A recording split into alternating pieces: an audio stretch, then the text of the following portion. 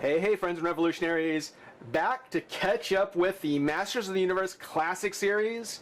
I'm so sorry it's taken so long. I really do want to get him done. Make sure to have you guys take a look at him before Catcher comes out. Fortunately, she's the only one that was here in May, so I promise you we'll be back on schedule now that we get Sy-Klone done. Not my intention to wait this long, really, just had a lot of things going on, so thank you for your patience.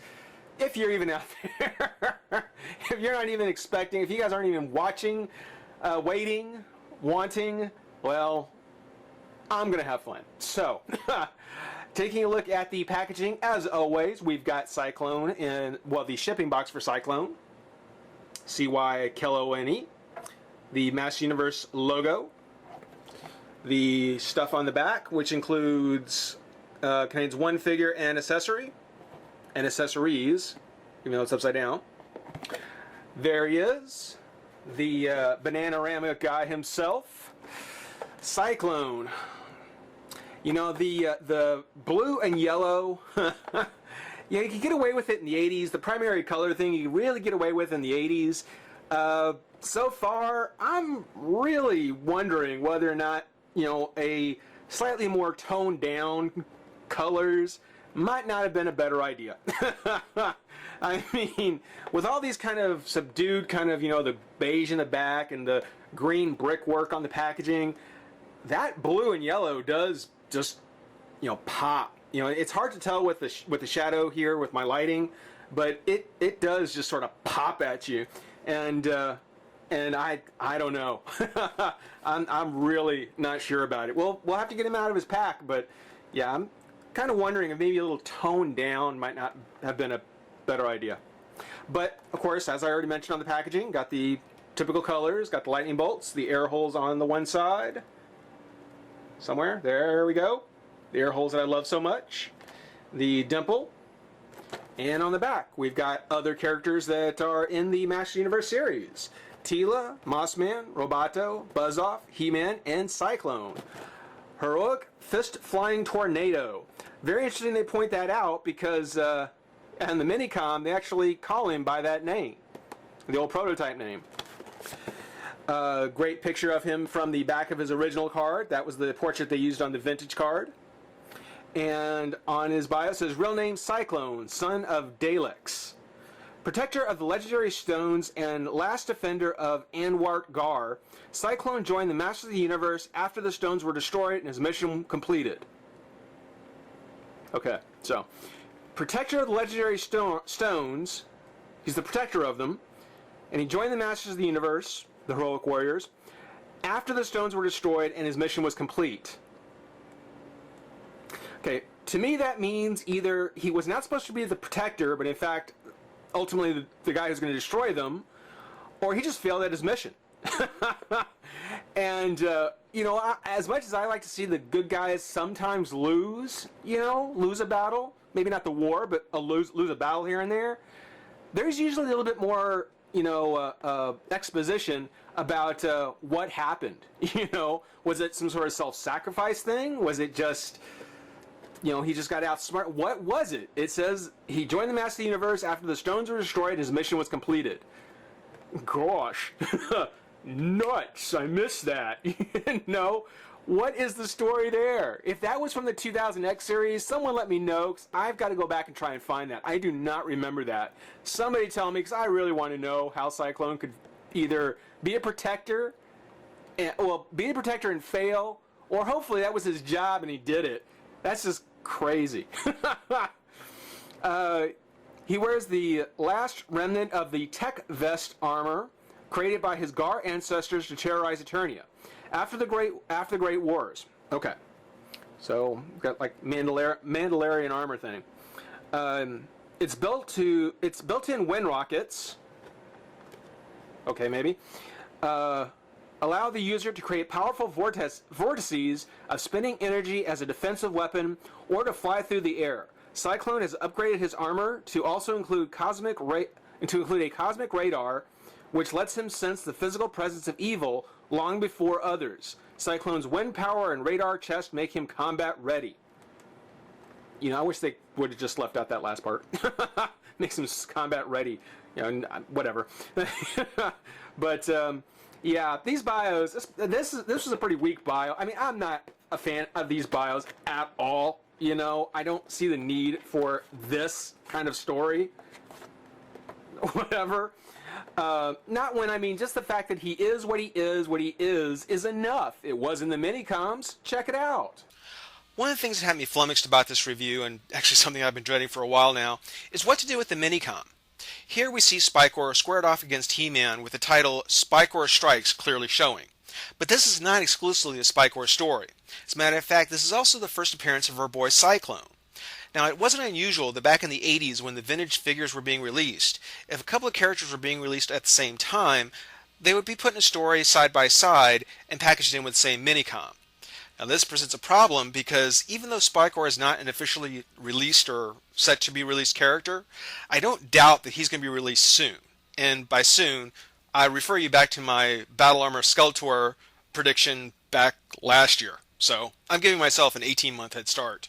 But, announced or not, at some point Spikor will be on his way, and we have to save part of the story for his review. So, here's taking a look at Sy-Klone in his first appearance, Spikor Strikes. The story opens with King Randor calling out to Sy-Klone. As it happens, he sent Prince Adam to a local village to present the mayor with a scroll of greeting. Turns out it's some type of tradition, but he forgot that it's also a tradition that if you ask Adam to do it, he's going to forget something. Programming Adam's location to his radar, Sy-Klone dutifully promises the king to find Prince Adam and see he makes his delivery.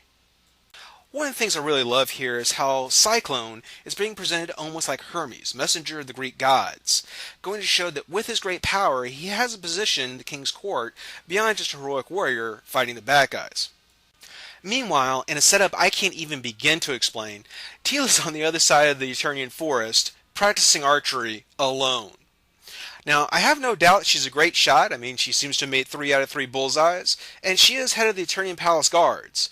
But when you're on an archery range clearly made up for more than one person, you've got to start to wonder about something that's out there driving everyone off. Possibly Skeletor and a giant robot spider. But this is Teela, so she gets captured and gets used as bait for another one of Skeletor's evil schemes. Once Sy-Klone finally catches up with Adam, He-Man, boy, better get that radar checked. He sees him battling with one of Skeletor's newest henchmen, Spikor. He's also there to hear the message from Skeletor, the "can't save them both" message. Turns out that Skeletor sent Spikor to destroy the village, so He-Man can either try and stop Spikor or come after Teela and save her from one of the Houdini water traps. Now, what is probably one of the funniest unintentional rubs against Skeletor is that he and Sy-Klone decide that it's actually Spikor, the henchman of Skeletor, that's presenting the greater threat and demands He-Man's attention. I also think that Skeletor's plan is simple enough that the whirlwind rookie can actually take care of it on his first outing alone. Unable to appreciate the humor of the situation, and actually a little miffed that He-Man didn't come himself, Skeletor tells Tornado, and yes, it actually calls him Tornado on this page. Turns out there was a printing error that still uses Sy-Klone's old prototype name, that he'll destroy him just the same. He launches deadly spears, but Sy-Klone's able to avoid it using his radar-driven Spidey sense. Not out of tricks yet, and being a classic 80s villain, Skeletor calls in his new allies, the Cavity Creeps. Turns out that he's made a deal that if they help him defeat He-Man and capture Castle Grayskull, he'll help them defeat the Crest Patrol and take over Toothopolis. Sy-Klone, using his flying fists of fluoride power, managed to take the creeps out and smash the tank, freeing Teela. Skeletor gives the classic "you won't escape" line, turning around just in time to watch him escape. With Spikor now pinned and out of the way, He-Man turns to see Sy-Klone emerge from Skeletor's portal with Teela. He-Man takes the scroll and presents it to the mayor of the village of Nordling. No doubt a tip to the Minicom editor from 1984 to 1987, Mr. Lee Nordling. Thank you, sir, and thank you, Wiki Grayskull, for that little tidbit. In the end, a loud crash and Spikor escapes, leaving only a destroyed tree behind. And what I can only describe as probably one of the most painfully uncomfortable portraits I've ever seen. He-Man, Sy-Klone, and Teela stand together, saying that if Skeletor does return with Spikor or any of his other henchmen, they'll know how to defeat them, with teamwork. Alrighty. Well, one thing I'm going to get out of the way right now. Right now, because as everyone knows, I'm a big proponent of the Minicoms and the Minicom stories. And as you probably saw in the Minicom, the Sy-Klone that was in the story did not have a blue face. Okay, I will grant you that from the start. The vintage figure, the one that came with that comic, did have a blue face. You know, this Classics version, as it should, has the blue face. Why the Minicom doesn't, I don't know, but I'm going to say up front now, you're right, even the Minicoms make mistakes. You're right. But as a figure, this Sy-Klone is actually very nice. It is very nice. There's a couple of elements from the 2002 series that, well, one that I like and one that I don't. So it kind of breaks even on it. Even though I usually like to start with well, I'll start with good things. I'll start with some good things. The primary colors, they all work. They all work together. So, you know, earlier when I was mentioning how unsure I was about it, I take it back. It works great. I think it looks fantastic. You know, I mean, yes, he looks like he was, you know, he came out of a Crayola box, but, you know, oddly enough, it all goes together and comes out well. It's not kind of a clownish kind of thing. So I really do like it. I think it turned out very nicely. One of the other things I like too is the fact that his torso, at least the front part of his torso, is actually a new sculpt. It's something where it's not just a new piece of armor that would just kind of fit over it like we've seen so many times already. But what they did was, it looks like they used just a regular back from one of the He-Man or, you know, pre-existing male figures. Added the backpack piece, which is nice. I'm not going to complain about the backpack. And then re-sculpted an entirely new front. Now, where else they're ever going to use the front of this kind of torso, I have no idea. Well, that's not true. For any die-hard Master of the Universe fan, you probably know of the character, the Fearless Photog. It was kind of the winner of the Master of the Universe Created Character Contest. And Photog, the Fearless Photog, was the winner, never actually got made, but I know that there is a fan push out there to get him made, to get the Fearless Photog made.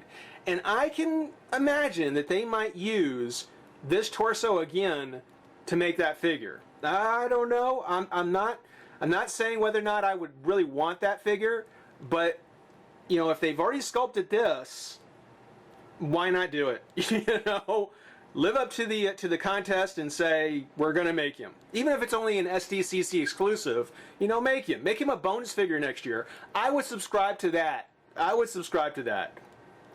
One of the things I don't like, and it's throughout the figure, is the red on the figure. I mean, the rings around his wrists and ankles, I mean, they're very much like the old vintage figure.